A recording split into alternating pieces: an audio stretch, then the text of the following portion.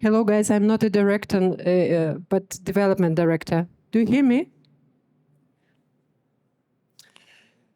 Ladies and gentlemen, I'm very glad to see you here. In a few minutes, we'll be talking about omega-3 refined fish oils in fish feed production, which have several benefits over crude oil for these purposes, I believe. But before we start, let me introduce myself. For those who don't know me, my name is Tatiana Velsh. I am a development director at Kapri, refined fish oil manufacturer. We've been doing this for 5 years or something, and since that time we have achieved already some success. Success means for us 2 refining plants with an annual capacity about 6,000 tons. We are working with wild fish oils. We produce them from different fish species. The most popular of them are here in the list. It is salmon, it is sardine, anchovy. We've got some experience with pollock oil. We've got some experience with herring oil. In case you're interested in something special, just give us a shout. We'll be able to help you. Before we talk about refining process, let's make a step back and talk about fish extraction methods. So the way we can get a crude fish oil. There are actually several methods of getting fish oils.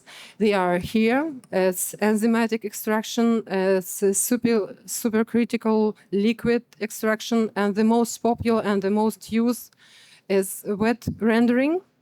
This way is cost effective. That's why it is really popular.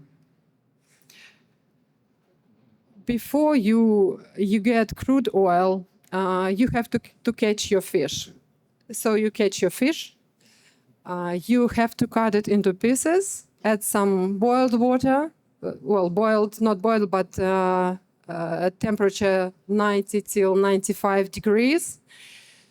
So you will get a mix of fish pieces, water, and oil, which goes to screw press, where this mix will be separated into solid phase, which goes to meal production directly, and the press water, which goes to 3-phase decanter, which means you will get water, oil, and some impurities separated. What is important in this process? The most important things in the quality of the fish oil you get is the quality of the fish, the freshness of the fish that you use. The best case scenario in this case is if you have your own vessel and you can process your fish directly in the sea. It's not always the case, but that would be good. The second important thing, if you use the whole fish or the rest of the fishes, like heads or tails, which are not suitable for human consumption, or you can use waste, fish's waste. So you get the oil, and you need to understand if it's a good one or not that good one. And there are some parameters. So at the beginning, you can understand from smelling, from the appearance of the oil, if it's good or not. But there are some parameters which are commonly used in this industry, which can show you what the quality of the oil you get. I'm not sure if I need to explain what peroxide value is, what acid value is. So there are some parameters that are important, and if you know them, you can understand if you have a good quality or not. And yeah, of course, the very important thing is omega-3 content, because we use this product because of omega-3. To be honest, I'm not sure if I need to explain the benefits of omega-3 and the benefits of using omega-3s for fish health. I believe everybody knows that omega-3 is the most researched nutrient in the world. Every single day, there are 500 to 600 researches made on that. So we know probably everything about omega-3, not only for fishes, but for people as well, for dogs and cats, for everyone. Okay, we got our crude oil, and the parameters that we normally, the oil we worked with has parameters listed on the slide. Sometimes they are even, well, they're not even, but sometimes they're worse, much worse. That generally we can work with this kind of quality. There's a dark liquid which smells not good, has high PV and AV value, a lot of heavy metals and everything inside, and the shelf life is normally 6 to 12 months. Omega-3 is there. It depends on the fish species that we use, but generally omega-3 is there.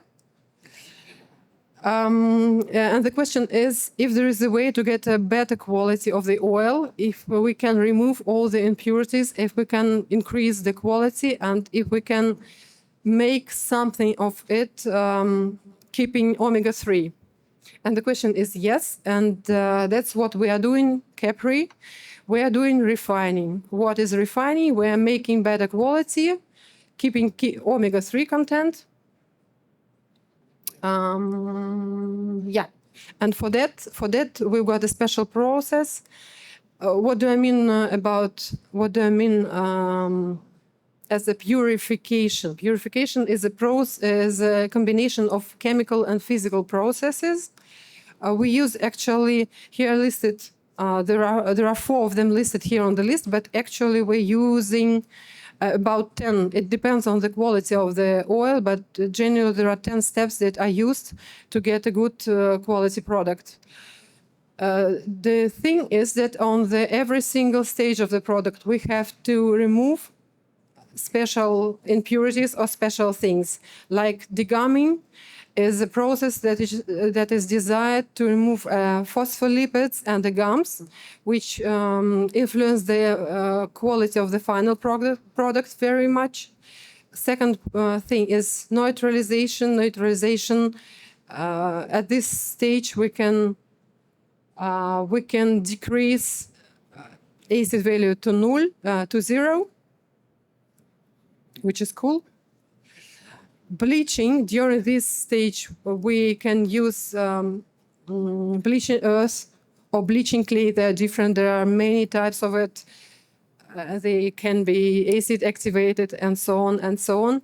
But the main purpose of this stage is to remove polar impurities, to remove heavy metals, to remove pigments, to reduce peroxide value, something like that. And the last, but not the least, is deodorization. From the word deodorization, you can understand that we're gonna leave the odor, the smell in this equipment. So at the end of the process, we're getting the oil looking like that. So I will not be going deeply into details of the quality parameters. You can compare the way it looks like. On the left side, you can see the crude oil, and on the right side, you can see the oil that we get after our process. And the quality parameters, for those who understand, I believe it's very impressive.